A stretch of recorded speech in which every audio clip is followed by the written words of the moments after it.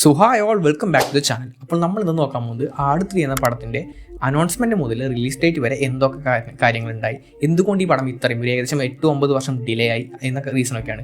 ആദ്യം ഈ പടം 2019 ക്രിസ്മസ് റിലീസിനാണ് റിലീസ് പ്രഖ്യാപിച്ചിട്ടുണ്ടായത്. പിന്നെ അത് മാറ്റിയിട്ടാണ് ഇപ്പോൾ ഈ 2026 ഇപ്പോൾ ആ പടത്തിൻ്റെ റിലീസ് ഉണ്ടാവുന്നത്. അപ്പോൾ ഇതിൻ്റെ കാര്യങ്ങളൊക്കെയാണ് നമ്മൾ നോക്കാൻ പോകുന്നത്. അപ്പോൾ എല്ലാവരും സബ്സ്ക്രൈബ് ചെയ്യുക, ലൈക്ക് ചെയ്യുക.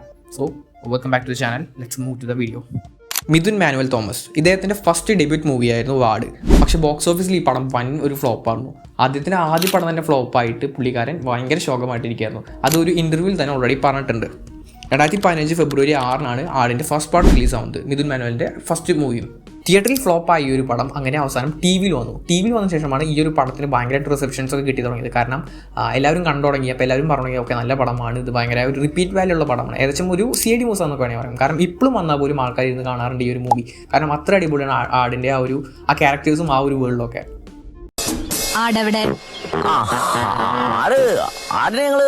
സുരക്ഷിതമായിട്ടൊരു സ്ഥലത്ത് പാർപ്പിച്ചു.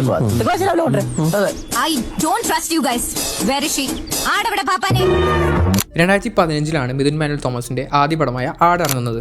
അതിനുശേഷം 2016 ആൻമേരിയ കലിപ്പിലാണെന്നും അതുപോലെ തന്നെ 2017 2 പടം ഇറങ്ങി, അലമാര, ആട് 2. അത് കഴിഞ്ഞിട്ട് 2019 അർജന്റീന ഫാൻസ് കാട്ടുകടവ്. ഈ ഒരു പടം അന്ന് ഭയങ്കര ഹൈപ്പിൽ വന്നിട്ട് ഭയങ്കര മോശമായി പോയൊരു പടമാണ്. പക്ഷേ എനിക്ക് ഈ പടം ഭയങ്കര ഇഷ്ടമാണ്. ഈ ഒരു പടം ഭയങ്കര റിലേറ്റബിൾ ആയിരുന്നു. ആ ഒരു ഫിഫയുടെ ഒരു ടൈമിൽ ഉണ്ടാവുന്ന കാര്യങ്ങളൊക്കെ ഭയങ്കര റിലേറ്റബിൾ ആയിരുന്നു. നിങ്ങൾക്ക് ഈ പടം എങ്ങനെയുണ്ടായിരുന്നു എന്ന് കമൻറ്റിൽ പറയാം.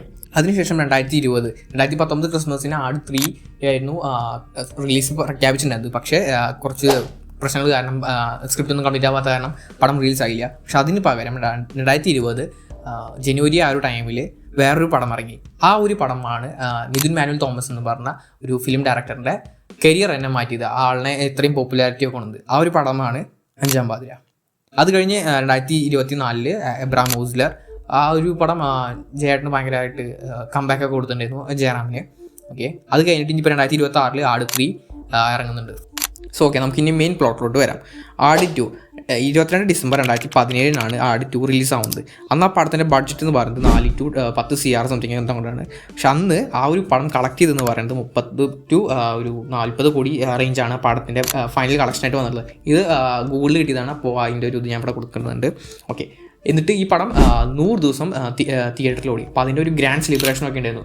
കാരണം ഒരു ഫസ്റ്റ് പാർട്ട് ഫ്ലോപ്പായ ഒരു മൂവിയുടെ സെക്കൻഡ് പാർട്ടിന് ഇത്രയും ബ്ലോക്ക് ബസ്റ്റർ ഒരു കളക്ഷൻ കിട്ടുക എന്ന് പറയുന്നത് ഇറ്റ്സ് റയർ. അത് അത്രയും റയർ ആയിരുന്നു. അപ്പോൾ അത് അന്ന് ഭയങ്കരമായിട്ട് ട്രെൻഡിങ് ആയ ഒരു ടോപ്പിക്കായിരുന്നു.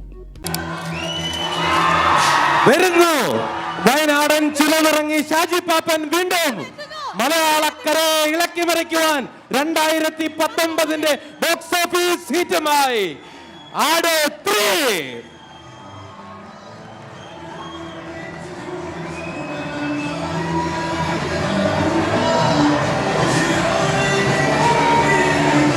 അപ്പോൾ ഓക്കെ, ഇതാണ് കൺക്ലൂഷൻ. അതായത് 2017 അനൗൺസ് ചെയ്ത 2017-18 അനൗൺസ് ചെയ്ത മൂവി 2019 റിലീസാവുമെന്ന് പറഞ്ഞ മൂവി സ്ക്രിപ്റ്റിങ്ങിൻ്റെയും ആ ഒരു കോമഡിയും ഒക്കെ വർക്കാവുന്നില്ല എന്ന് പുള്ളി പറയേണ്ടത്. അതിൻ്റെ ഒരു കോമഡി ഒന്നും അത്ര വർക്കിംഗ് അല്ല എന്നൊക്കെ പറഞ്ഞിട്ടാണ് പുള്ളി സ്ക്രിപ്റ്റ് ഡിലേ ആക്കിയത്. ലാസ്റ്റ് അവസാനം ഇപ്പോൾ ഈ പടം റിലീസിന് ഇറങ്ങുകയാണ്.